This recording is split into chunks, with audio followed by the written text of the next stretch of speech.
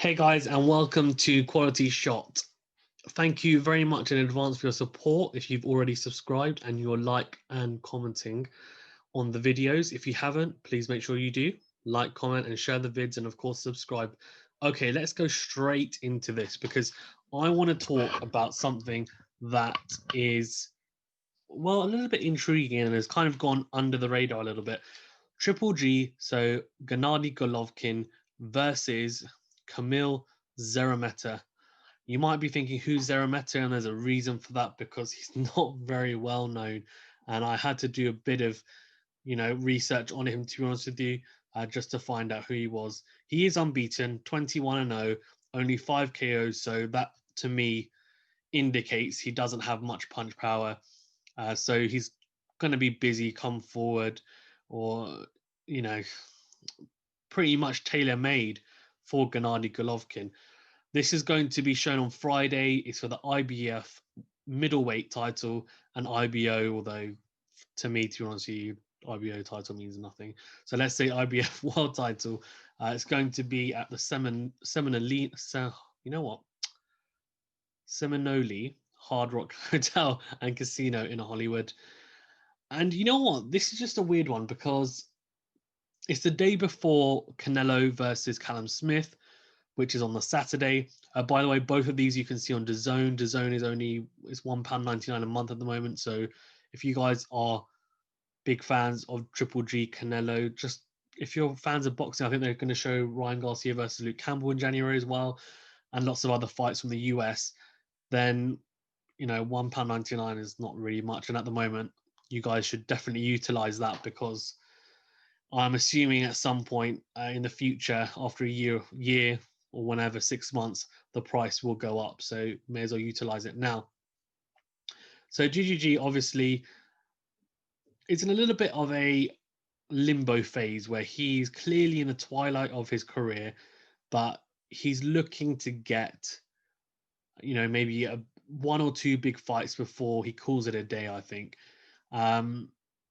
He has got, he's also changed his training setup. Obviously, he was in Big Bear.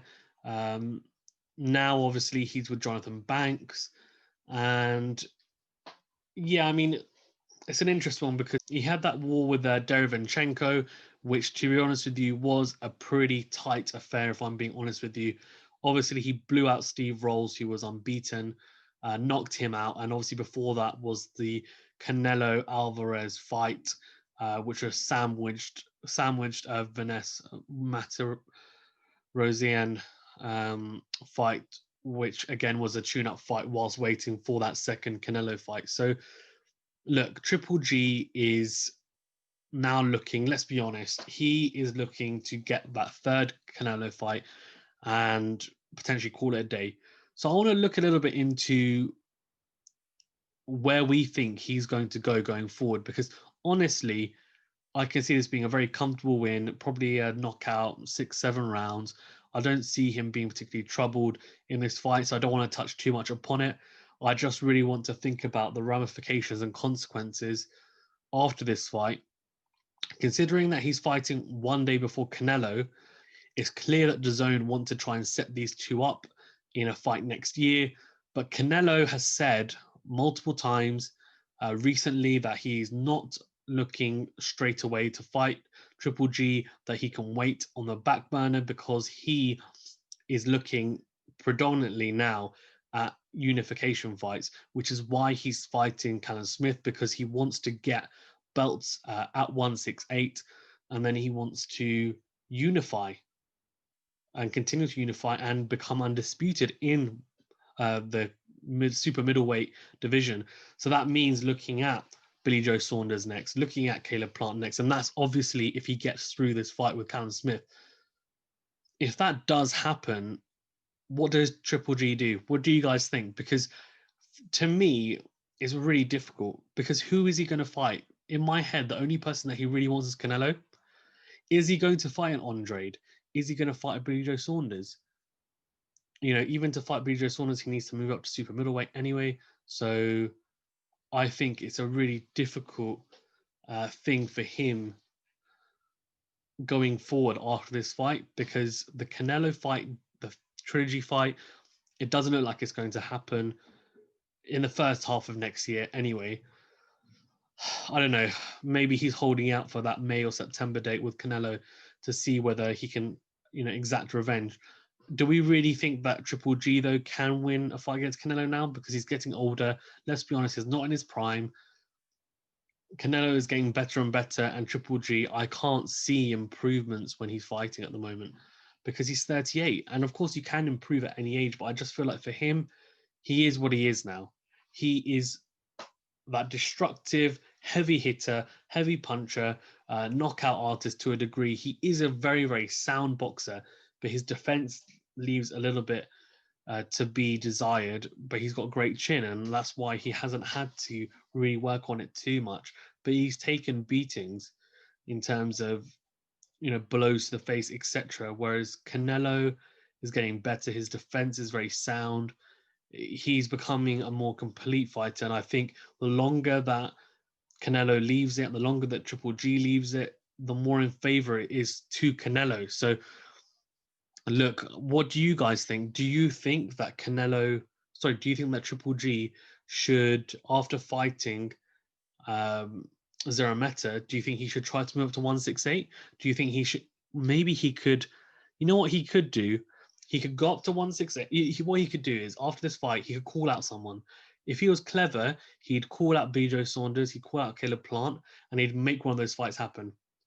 I'll tell you why.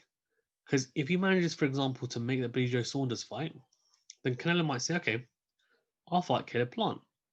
Then Golovkin will fight Joe Saunders. If Golovkin, he will definitely think that he can beat Billy Joe Saunders. By the way, I don't think that's an easy fight at all, and I think Billy Joe Saunders. I'm not going to say who I think will win that fight, but all I'm going to say is that's a tricky fight. But I don't think Triple G is afraid of anyone. If he really badly wants that Canelo fight and wants it and wants to force the issue, the only way he's going to be able to do that is by having a belt at 168, in my opinion, to guarantee that he's going to get that shot. So fight Billy Joe Saunders, say if he does win, then he's saying to Canelo, okay, you want to be undisputed? Say Canelo goes and beats Caleb Plant, then he's saying, come on then, come get all the belts. And he's got that missing piece, right? That's the way to do it. So let's see how it goes. I'm hoping that Triple G looks good and he can go forward and get, one or two big fights and then call it a day, because obviously he is older. He has got wear and tear, and he's had a great career. And there was a point where basically he was the most avoided fighter in not just his division, but in boxing, because he was that explosive. But now it's got to the point, I think, where people are not so afraid to fight him. Yes, he does have that power, but he's not that wrecking ball that he once was. But yeah, anyway, I just wanted to touch upon that. Let me know, guys. What do you think? Do you think Triple G still has enough in the tank to be very competitive against Canelo and potentially even win? Do you guys think we will see that trilogy fight? And do you think we will see Gennady Golovkin move up to 168? Because I think that's one of the biggest things.